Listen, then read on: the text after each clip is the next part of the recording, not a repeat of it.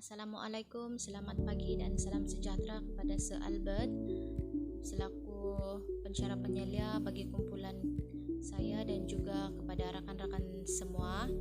Hari ini saya akan bentangkan mengenai refleksi pertengahan praktikum. Untuk slide pembentangan saya, ada 7 perkara yang akan saya bentangkan, yaitu maklumat praktikum, pengetahuan dan kemahiran sedia ada di IPG yang diaplikasikan di sekolah, pengetahuan dan kemahiran baharu yang diperoleh di sekolah, ilmu binaan dan inovasi, seterusnya kelemahan dan kekuatan, seterusnya komen dan reaksi terhadap pengalaman mengajar di sekolah dan juga kesimpulan. Untuk pengenalan, saya akan bentangkan 2 perkara, yaitu maklumat diri dan juga maklumat sekolah. Nama saya Nur Amalina binti Raimin, program Diploma Pasca Siswaza Pendidikan PDPP bagi option Pendidikan Seni Visual Sekolah Menengah. Pensyarah pembimbing saya ialah Encik Albert Mak Maguring. Saya ditempatkan di Sekolah Menengah Kebangsaan Pamol, Labuk dan Sugut, Beluran. Untuk maklumat sekolah, nama sekolah yang ditempatkan adalah SMK Pamol, Labuk dan Sugut. Alamat sekolah SMK Pamol, Peti Surat 301890733 Sandakan, Sabah. Bilangan guru yang terdapat di SMK Pamol adalah seramai 47 orang guru, manakala bilangan murid adalah seramai 771 orang murid. Sesi yang dijalankan di SMK Pamol hanya 1 sesi sahaja dan terdapat 26 kelas di SMK Pamol. Bagi kelas yang saya ajar di SMK Pamol adalah sebanyak 3 kelas, yaitu 4B dan 4C yang merupakan kelas gabungan, 5D dan juga 5E. Saya mengajar 2 tingkatan, yaitu tingkatan 4 dan juga tingkatan 5, dan keseluruhannya ada 83 orang pelajar. Untuk jadwal waktu harian bagi subjek pendidikan seni visual, saya mengajar saya diberikan 9 waktu mengajar, dan guru pembimbing saya ialah Encik Wan Muhammad Fakhruddin bin Wan Ismail. Seterusnya ialah pengetahuan dan kemahiran sedia ada di IPG yang diaplikasikan di sekolah. Ada 4 pengetahuan yang saya aplikasikan, yaitu teori behaviorism, teori Albert Bandura, strategi dan juga teknik. Untuk teori behaviorism, saya mengaplikasikan 2 peneguhan, yaitu peneguhan positif dan juga negatif. Untuk peneguhan positif, secara lisan saya akan berikan pujian dan tepukan kepada pelajar sekiranya pelajar dapat menjawab soalan dengan betul ataupun pelajar memberikan komitmen yang baik dalam kelas PDPR yang dijalankan.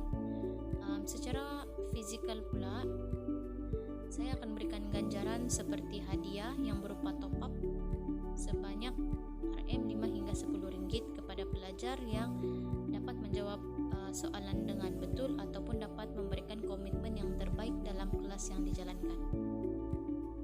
Manakala peneguhan negatif pula, saya akan memberikan denda kepada pelajar yang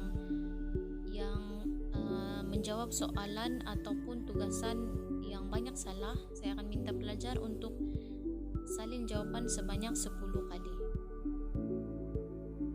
Seterusnya adalah teori Albert Bandura, yaitu permodelan yang mana guru dijadikan sebagai role model dari segi tingkah laku, cara berpakaian dan juga tutur kata. Seterusnya adalah strategi. Saya menggunakan 3 strategi, yaitu berpusatkan guru, berpusatkan murid dan juga berpusatkan bahan. Bagi strategi berpusatkan guru akan memberikan penerangan kepada pelajar semasa kelas PDPR dijalankan, dan juga guru akan menyediakan bahan kepada pelajar untuk pelajar menjalankan aktiviti. Seterusnya adalah berpusatkan murid, yang mana aktiviti akan dijalankan secara berkumpulan, dan juga murid akan melakukan simulasi ataupun lakonan.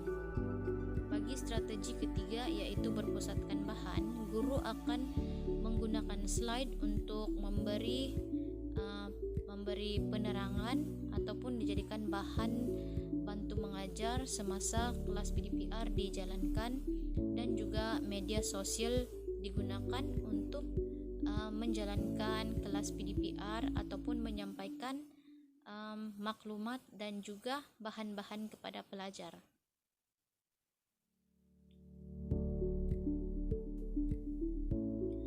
Seterusnya adalah teknik.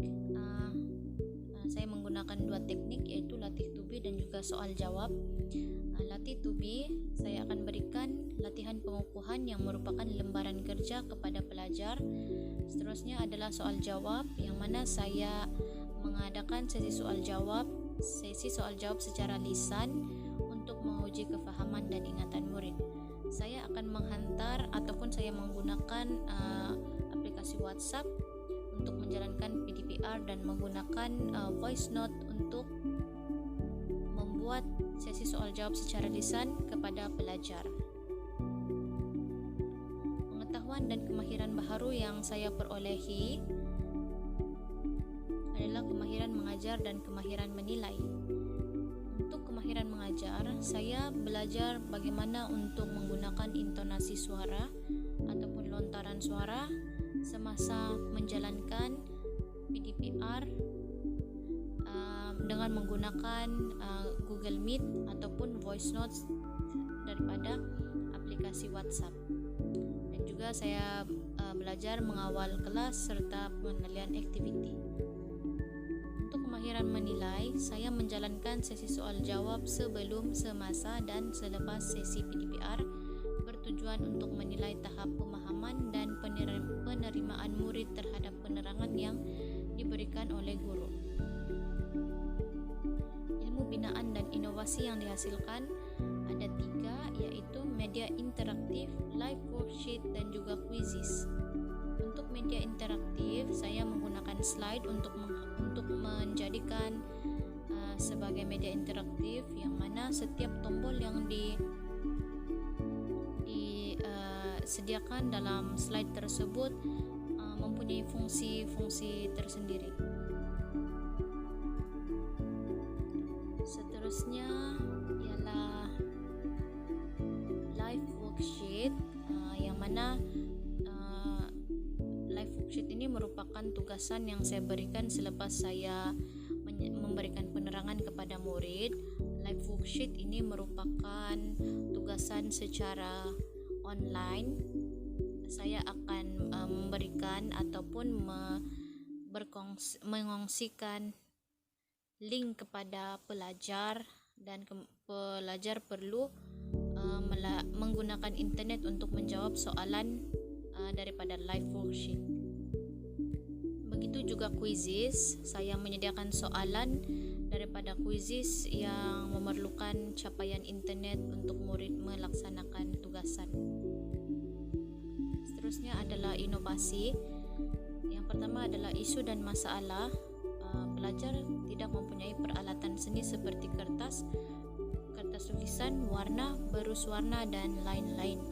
Untuk penyelesaian, guru membenarkan pelajar untuk menggunakan bahan dan peralatan yang terdapat di rumah mereka.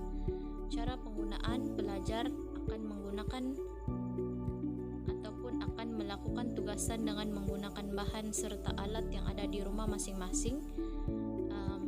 Sebagai contoh, kertas A4 boleh digunakan untuk menyiapkan tugasan yang berkaitan. Kesimpulan, pelajar akan berusaha menyiapkan tugasan atau aktiviti yang diberikan sekiranya bahan dan peralatan mudah untuk ditemui. Kekuatan dan kelemahan. Kekuatan bertanggung jawab terhadap pelajar dan juga belajar untuk menangani tekanan dan masalah. Manakala kelemahan, pengurusan masa dalam menjalankan PDPR. Hal ini kerana capaian internet pelajar di kawasan kediaman mereka tidak begitu stabil. Jadi mengambil masa untuk mereka mengisi kehadiran menyebabkan masa PDPR melebihi daripada masa yang diperuntukkan dalam jadual. Seterusnya selanjutnya adalah jumlah penglibatan pelajar yang sedikit dalam kelas yang dijalankan secara maya. Komen dan reaksi terhadap pengalaman mengajar di sekolah. Yang pertama adalah praktikum menjadi sangat mencabar karena pandemi COVID-19. Yang kedua, penglibatan murid dalam kelas PDPR kurang memuaskan. Yang ketiga, iklim dan suasana rakan-rakan praktikum dan guru yang positif. Dan yang terakhir, terdapat segelintir ibu bapa yang bersikap kurang prihatin terhadap penglibatan pelajar dalam kelas PDPR. Kesimpulannya, untuk menjadi seorang guru profesional, saya perlu lebih berusaha. Saya juga perlu sentiasa berpegang kepada matlamat asal menceburi bidang perguruan, yaitu untuk sentiasa berkhidmat. Guru juga hendaklah bermuhasabah diri dengan melaksanakan refleksi harian selepas melaksanakan PDPR agar setiap kelemahan dan kekangan dapat diatasi pada masa PDPR akan datang. Akhir sekali, guru perlu ikhlas dan memastikan pencapaian murid dalam keadaan terbaik, karena akhirnya bukan pencapaian guru semasa praktikum yang bernilai, tetapi pencapaian murid di sekolah yang paling penting. Sekian sahaja daripada saya. Terima kasih.